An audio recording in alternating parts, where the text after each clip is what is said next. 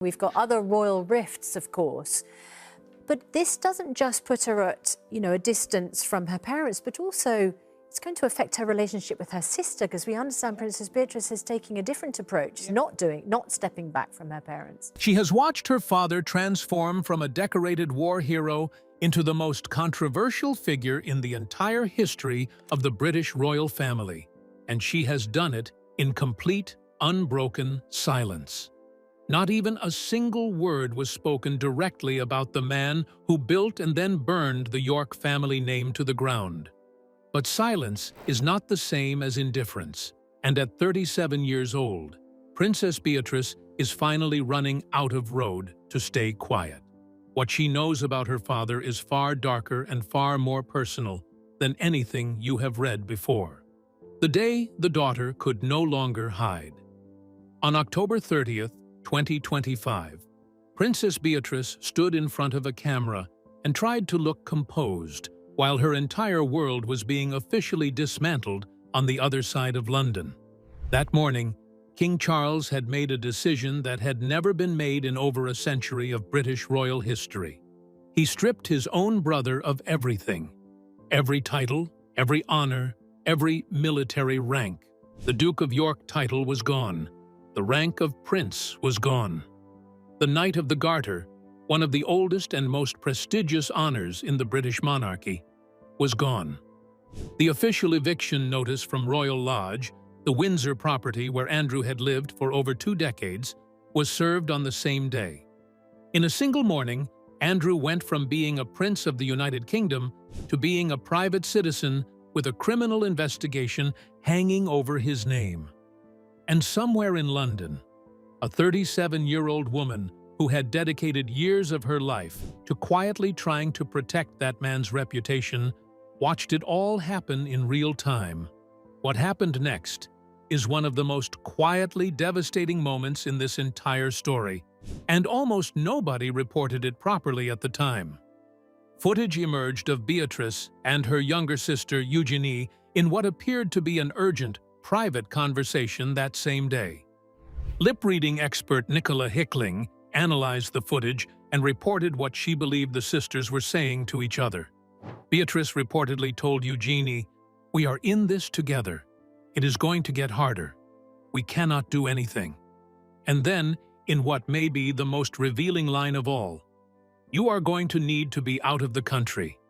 He is not going to play by the rules, and we need to be out of the way."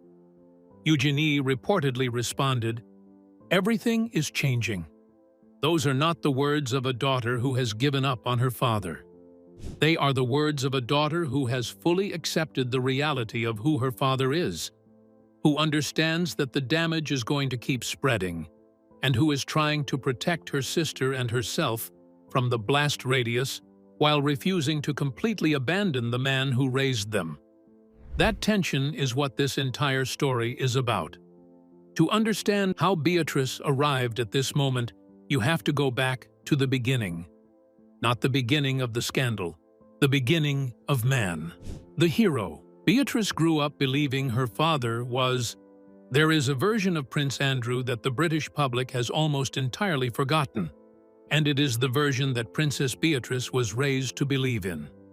It is important to understand this version clearly, because it explains something fundamental about why Beatrice has defended her father for as long as she has.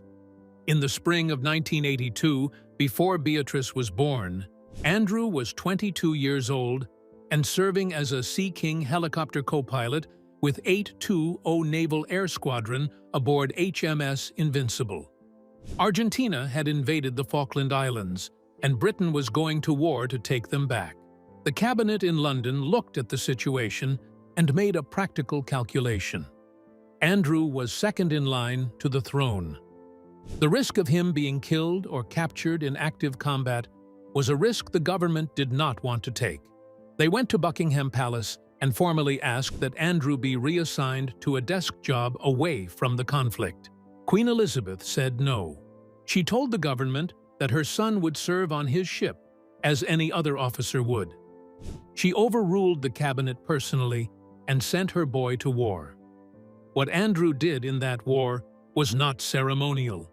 He flew anti-submarine missions in hostile waters. He flew casualty evacuations under fire. He performed one of the most psychologically demanding tasks of the entire conflict, hovering his helicopter near Royal Navy vessels to act as a decoy for incoming Argentine Exocet missiles. He was placing his body and his aircraft between the enemy's weaponry and his fleet. When the container ship Atlantic Conveyor was struck by an Exocet and 26 sailors needed to be pulled from the water, Andrew was part of the crew that rescued them. One of those sailors, Michael Retford, later recalled the moment he climbed inside the helicopter, and a fellow sailor pointed out that the co-pilot was the Queen's son. Retford said Andrew was very cool, just like the rest of the helicopter crew. His squadron commander described him in writing as an excellent pilot and very promising officer. Andrew spoke about what the war had done to him in his own words years later, in interviews that revealed a level of genuine psychological impact that is rarely acknowledged now. He said of the sinking of HMS Sheffield, "For the first 10 minutes, when one really did not know which way to turn, I was very frightened." He described the Atlantic Conveyor rescue as something he would never, ever forget, and called it quite horrific. Of the isolation of combat, he said, "When you lie on the deck when missiles are flying around, at that moment, you are on your own." He came home on September 17, 1982, walking down the gangplank at Portsmouth with a red rose between his teeth. Crowds lined the harbor. The nation celebrated him. He was, by almost any measure, a legitimate hero. Princess Beatrice was born in August 1988. Her father was already this person by the time she arrived. She grew up inside the version of Andrew that existed before the entitlement consumed him. And that version was real. It had witnesses. It had documented proof. It had the testimony of the sailors he rescued. Beatrice did not invent her admiration for her father. She inherited it from a country that once genuinely shared it. There is another version of Prince Andrew that exists in parallel with the Falklands hero, and this version has been documented by dozens of people who worked alongside him for years. The man the palace staff knew behind closed doors. Royal biographer Andrew Lowney spent 4 years researching his 2025 book, entitled The Rise and Fall of the House of York. He conducted over 300 interviews with people who had direct personal experience of Andrew behind closed doors. The portrait that emerged from those interviews is one of the most comprehensive and damning accounts of private royal behavior ever compiled. Staff who worked at Andrew's residences described a man of extraordinary and petty demands. He kept 72 cuddly toys arranged on his bed, many of them dressed as miniature sailors, positioned in strict size order according to a laminated reference photograph that was kept on the premises. New employees received a full day of training specifically on how to arrange the toys correctly. If they were placed in the wrong order, Andrew did not quietly correct the mistake. He lost his temper. He dismissed a member of staff because that person had chosen to wear a nylon tie to work. He fired another employee because the man had a mole on his face. At Hillsborough Castle in Northern Ireland, he reportedly turned to a staff member who had made a minor error and told him, "Get out." Former butler Paul Burrell described Andrew as someone who believed himself to be indestructible and who was always greedy. Among British diplomats who had been posted to the Gulf states and witnessed Andrew operating in his capacity as Special Trade Envoy, his unofficial nickname was HBH, His Buffoon Highness. Simon Wilson, who served as the British Embassy's deputy head of mission in Bahrain between 2001 and 2005, documented Andrew's behavior in detail. Wilson described watching Andrew, who had been sent to Bahrain for the express purpose of promoting British defense exports, advise the Bahraini government not to purchase British-made Hawk aircraft. In 2008, WikiLeaks cables from the American ambassador to Kyrgyzstan captured Andrew at a private brunch in Bishkek. He was recorded speaking cockily as he condemned British anti-corruption investigators for nearly collapsing a major arms deal, attacked investigative journalists for poking their noses everywhere, and declared that Britain was back in the thick of playing the great game in Central Asia. The American ambassador's description of his manner was not diplomatic. Former diplomat Simon Day wrote in a leaked internal letter that Andrew's international activities were sending a message to foreign governments that Britain was so desperate for business, so incapable of competing openly, that it needs a backdoor approach and is content to work closely with dodgy fixers. This is the man whose reputation Princess Beatrice spent years trying quietly to manage. She had no official role. She was never his spokesperson. But multiple royal insiders have described her to various correspondents as the family member most emotionally invested in the idea that Andrew could recover his standing, the one who worked hardest to believe there was a path back to respectability, and the one who ultimately paid the highest personal price for that belief. The period of Andrew's life that generated the most lasting damage to the York family name, and that is still generating new revelations today, was his decade as the United Kingdom's Special Representative for International Trade and Investment from 2001 to 2011. The deals, the dictators, and the money trial. The role of Special Representative was controversial from its inception. Lord Mandelson pushed for Andrew to be given the position. Prince Charles objected, reportedly believing that Andrew was not suited to the diplomatic demands the role required. His objections were overruled. Andrew was given the title, a diplomatic passport, an expense account, and access to some of the world's most powerful and most controversial leaders. What he did with that access alarmed professional diplomats at posting after posting. In Kazakhstan, Andrew cultivated a close friendship with Timur Kulibayev, the son-in-law of President Nursultan Nazarbayev. The friendship eventually produced one of the most scrutinized financial transactions in recent royal history. In 2007, Kulibayev purchased Andrew's Berkshire mansion, Sunning Hill Park, for £15 million. The asking price had been £12 million. Professional surveyors who assessed the property described it as tired and outdated, and estimated its actual market value at closer to £8 million. Kulibayev paid nearly double what qualified real estate experts believed it was worth. BBC investigators subsequently traced part of the funding chain to a company that Italian prosecutors had linked to alleged corruption in Kazakh oil contracts. When Andrew was asked to comment on the sale, he said, "If that is the offer, I am not going to look a gift horse in the mouth." The Foreign Office has confirmed that all official documents relating to Andrew's trade envoy activities will not be released to the public until the year 2065, 54 years from the time of writing. Whatever those documents contain, the British government has decided that the public should not see them for another 4 decades. In Libya, Andrew met Saif al-Islam Gaddafi, the son of Colonel Muammar Gaddafi, at least 4 times, and hosted him at Buckingham Palace. He cultivated a relationship with Tariq Kaitouni, a Libyan businessman who had been convicted in France of smuggling a submachine gun. Through Kaitouni, Andrew arranged private meetings with Colonel Gaddafi himself. Despite the weapons conviction, Andrew went on a 4-day holiday in Tunisia with Kaitouni in November 2008. Kaitouni also gave Princess Beatrice an £18,000 diamond pendant as a gift for her 21st birthday. He was later invited to Princess Eugenie's wedding.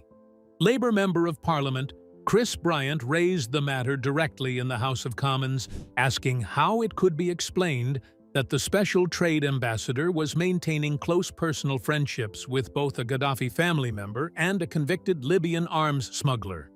Andrew visited President Ilham Aliyev of Azerbaijan at least 7 times in 5 years. He praised the government of Bahrain at a time when human rights organizations were documenting systematic torture of political dissidents in that country. His trade envoy travel expenses in 2010 alone reached £620,000, earning him the nickname that followed him for the rest of his public life, Air Miles Andy. Beatrice was a young adult through most of these years. She was in her teens and early 20s as her father moved through the palaces and offices of Kazakhstan, Libya, Azerbaijan, Bahrain, Qatar, and the United Arab Emirates. Some of his associates entered her life directly and personally. Kaituni did not just meet her at a diplomatic function. He gave her jewelry worth more than most people's annual salary. She accepted it. At the time, there was no reason for a young woman to question a gift from her father's friend. But years later, with everything that has since come to light about who these people actually were, the sources close to the York family say Beatrice has been working through the full picture of her father's world in a way that has shaken her deeply. The interview that Beatrice made happen in November 2019, the BBC's flagship current affairs program, Newsnight, had been pursuing an interview with Prince Andrew for months. Producer Sam McAllister had worked persistently to get access. The palace had resisted. And then, unexpectedly, something changed. What changed was Beatrice. 3 days before filming was scheduled to begin, Princess Beatrice arrived at the pre-interview negotiation. Nobody had invited her. Nobody had put her on the guest list. She arrived because she wanted to be there for her father, and because she believed, with the conviction of someone who genuinely loved him, that giving him the opportunity to speak directly to the public was the right thing to do. Sam McAllister, in her own published account, described Beatrice as the Rainmaker. She was super polite, super nice, super friendly. But in that room, according to McAllister, she was the person who had her father's interests purely at heart. Royal expert Helena Chard described Beatrice as the individual who aided camaraderie and a relaxed, positive vibe in the room, and who reassured Andrew that all would be well. Beatrice did not just support the interview. According to multiple accounts, she was instrumental in making Andrew feel confident enough to go through with it. She told him it would help. She was there to ensure he did not pull out. On November 16, 2019, Prince Andrew sat across from journalist Emily Maitlis on the BBC and delivered what communications professionals would subsequently, unanimously, and without significant dissent, describe as one of the most catastrophic television appearances by a public figure in the entire history of British broadcasting. He claimed he could not have been at a specific location on a specific evening because he had spent that night at a Pizza Express restaurant in Woking. He stated that a condition stemming from an overdose of adrenaline during the Falklands War had left him temporarily unable to sweat, which he offered as evidence against a witness's description. He said he did not regret his associations with controversial figures because those relationships had been useful for business opportunities. Within 24 hours, he had announced his resignation from all public duties. Within 2 years, he had been stripped of his military titles and patronages. Within 6 years, he had lost every title, honor, and official residence the crown had given him. And Beatrice had been the person who made the interview happen. She has never spoken publicly about what she felt when she watched it air. She has never acknowledged her role in arranging it. She has never said whether she carries any weight of responsibility for what followed. But the documented record is unambiguous. The daughter who loved her father most, the one who walked into a room uninvited because she wanted to protect him, was the same person who handed him the platform that destroyed him. If you want to understand the full complexity of what Princess Beatrice was navigating in her relationship with her father, without her ever having to say a word about it publicly, you only need to look at one set of images, or more precisely, you need to look at what is missing from them. The wedding that told the whole story, Princess Beatrice married Edoardo Mapelli Mozzi on July 17, 2020. The ceremony took place at the Royal Chapel of All Saints at Royal Lodge, the very Windsor property where her father lived. The guest list was approximately 20 people. No official photographs were released to the public. The event attracted almost no press coverage compared to what a royal wedding of this significance would normally generate. The original plan had been entirely different. Beatrice and Edoardo had been due to marry on May 29th at the Chapel Royal, St. James's Palace, with a full reception at Buckingham Palace and a guest list of well over 100 people. It was going to be a proper royal wedding, celebrated in the traditional manner, covered by dozens of photographers and broadcast around the world. The public explanation for the change was the COVID-19 pandemic and the restrictions on gatherings that came with it. That explanation was partially true, but palace sources confirmed to multiple royal correspondents that Andrew's cascading personal scandal was an equally significant factor. The palace had concluded that a high-profile wedding with official photographs and extensive media coverage would inevitably become a story about Andrew's disgrace rather than Beatrice's happiness. The only way to give Beatrice the day she deserved was to shrink it until it was almost invisible. Andrew walked his daughter down the aisle that day. He gave a speech. He was present for every moment that mattered to him as a father. And then, he was removed from every official photograph. Royal editor Camilla Tominey described the situation with a precision that is difficult to improve upon. There is this sense that, unfortunately, they have had to erase Andrew, and by association Fergie, from this. The one element of the day that genuinely spoke to the emotional support surrounding Beatrice came from Queen Elizabeth, who lent her granddaughter a gown. The dress was a remodeled Norman Hartnell design from 1962 that the Queen had worn herself decades earlier and had kept in her personal collection.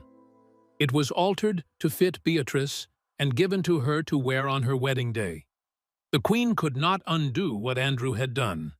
She could not restore the wedding that Beatrice had originally planned. But she could offer the gown from her own wardrobe, and in doing so, she told her granddaughter something that no public statement could have communicated as clearly. You are still loved. You are still ours. You are still family. Andrew was there on that wedding day, present and loving and proud. And then officially, he was not there at all. That act of erasure, chosen by Beatrice's own team for Beatrice's own protection, is the closest she has ever come to making a public statement about the cost of being her father's daughter. Holding, in the months following Andrew's formal detitling in October 2025, Princess Beatrice did something that surprised a number of royal observers and generated quiet debate among correspondents who track the inner workings of the palace. She kept showing up. In January 2026, she was photographed horseback riding with Andrew in Home Park at Windsor Castle. Her 4-year-old daughter, Sienna, rode alongside them. It was a 45-minute outing in a location where photographers could and did capture the images, which means everyone involved understood those photographs were going to circulate. A source close to the family told The Sun, "It is completely untrue that she has cut him off. She has seen him several times this year and is supportive." When Beatrice's second daughter, Athena, was christened in December 2025, Andrew attended the ceremony. He was kept away from the official photographs, following what had become an established pattern. But he was there as a grandfather, present in the room for one of the most significant moments in his daughter's life, even as his own life continued to unravel.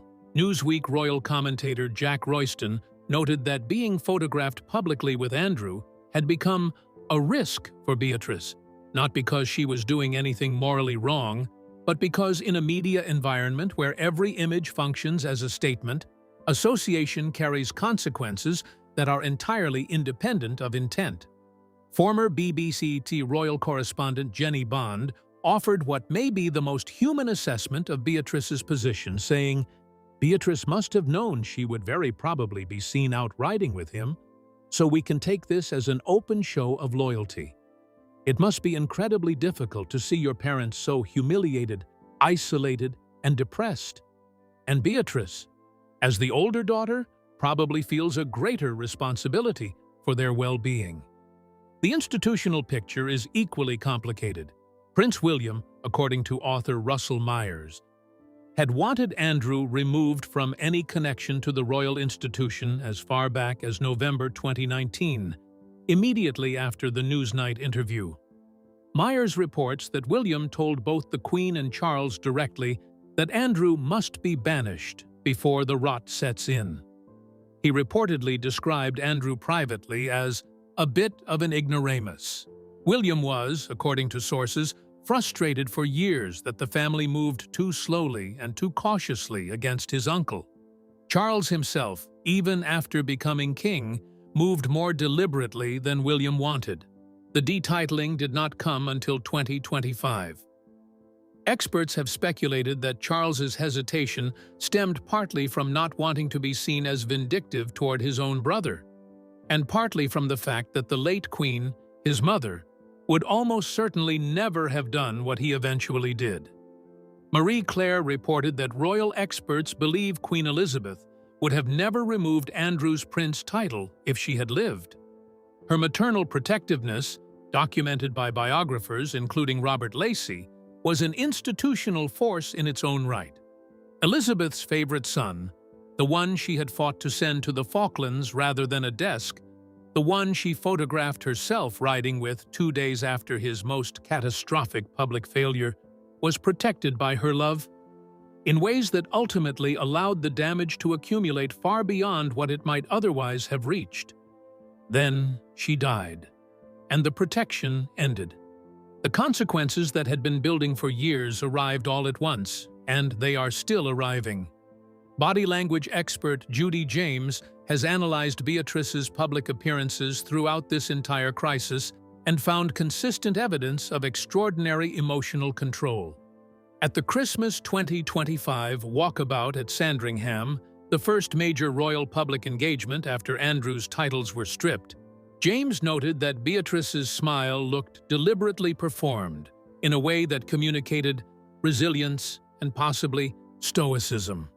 In other footage from the day of the formal detitling, James observed Beatrice looking tense, haunted, and hunted, with her lips closed and pulled down at the corners in an unusually serious look from a woman known for her wide-eyed smiles. The deeper question, the one that the royal establishment has not yet answered, and that Beatrice herself has not yet been forced to confront directly, is what happens when the weight becomes too much to carry silently.